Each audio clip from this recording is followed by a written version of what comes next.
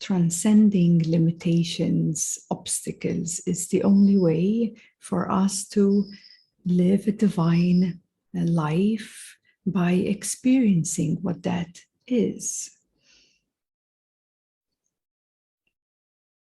And one way is to inquire very lovingly, inquire what holds you in suffering, holds you in a certain sense of separation, and giving your power to the highest aspect of yourself. And when we do that, it is called surrender. You give your power to a higher love, and you surrender the suffering. You give your power to that higher wisdom because you simply know that this is right, and yet you surrender all the fears and attachments and insecurities. So what you are surrendering is not who you are. You're surrendering that which you are not. So there's nothing for us to fear or feel insecure about surrendering. There's always grace that comes through and uplifts us when there is some kind of ignorance or a lack of understanding. A lack of understanding creates fear. When we're afraid, it's because we don't fully understand the full picture. We can't perceive the wider reality or the higher reality. And so you give way, isn't it? You give way for grace to uplift you from the ignorance of not understanding maybe why, how. Like, that's not really important. But the higher way is important. It's the higher trust that sometimes we just don't know everything. Many times we don't know everything. Everyone does not know what's about to happen next. But should you live in fear and insecurity just because of not knowing? No. You live in the now with in grace, in love, in beauty.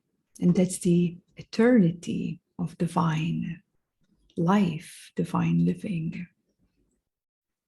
And many times we have to remember, it's a practice of remembrance, that ultimately we are one.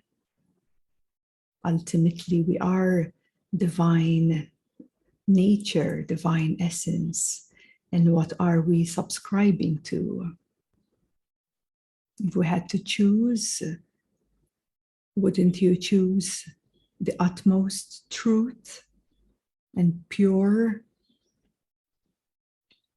presence rather than give in to the worries or insecurities or fears of the unknown? So there is a higher way of being. And for that, we must have in ourselves the awareness of divine.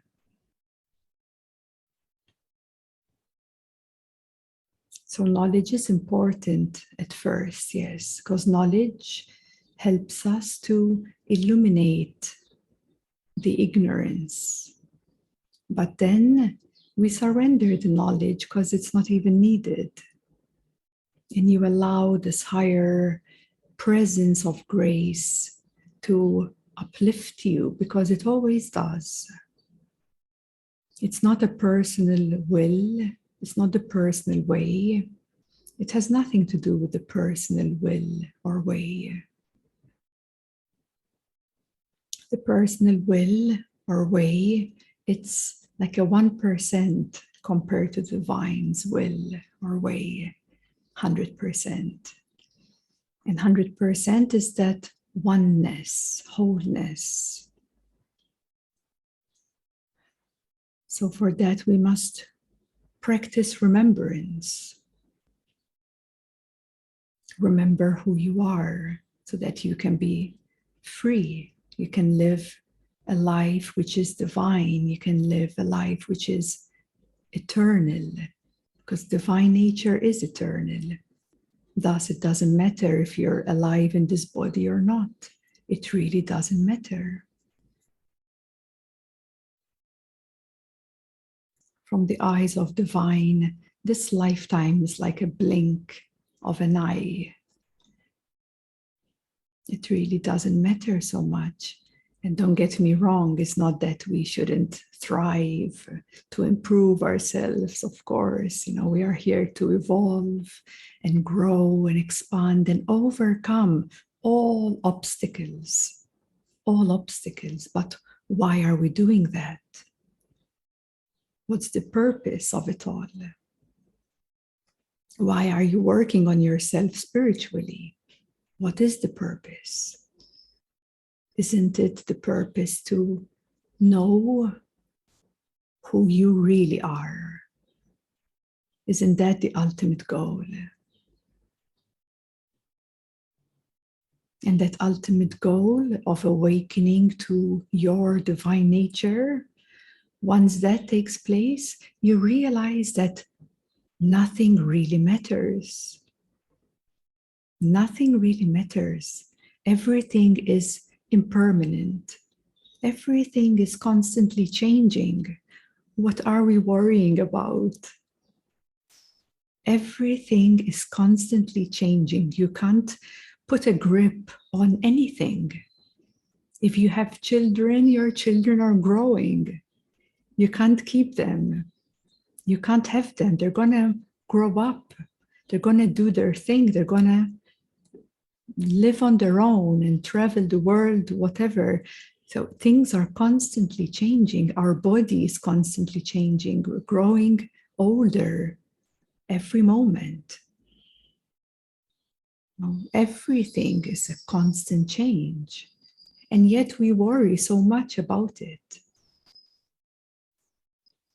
And yet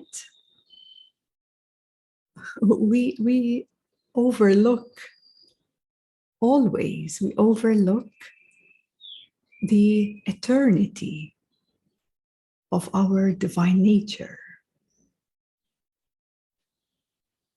So we give so much importance to the impermanence, and yet that which is absolute, that which is eternal, we overlook it 1,000 times. And so this is why it's so important for us to remember divine within.